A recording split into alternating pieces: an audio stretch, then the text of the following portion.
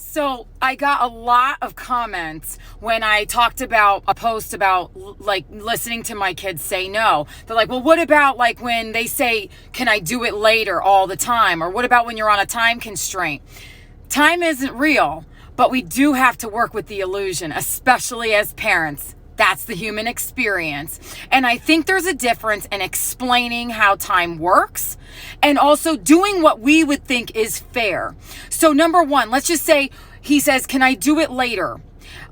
Number one, we agree upon a time that we both feel good about, and then we shake on it and we make a deal. Pinky promise, whatever is intentional for your child. But I like to come up with something that we both feel good about. All right, cool.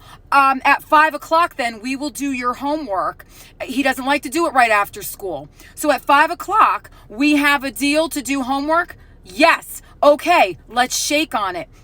And then I hold him to that agreement, and I remind him that he made that agreement and that we both feel good about that time. And he is also allowed to hold me accountable. When he asks me to do something and I need extra time, we will agree upon a time. We will shake on it, and I will hold myself to that agreement. It's fair. I know that sounds crazy to do that with a child, but believe it or not, we both feel better about the situation at the end. Now, when he's in other places, I do explain the difference that sometimes like we have to get to school at a certain time. And so I will tell him the difference between having the option of extra time and then having to work with the time that we have to be somewhere. Another thing is, I hate when people say, and I used to do it too, you're wasting time. I really have stopped myself from saying this, and I like to tell my child that we're using time and that we have to decide how we use the time. And this also helps with negotiations, because I will say to him, he'll go, I don't want to go to bed yet.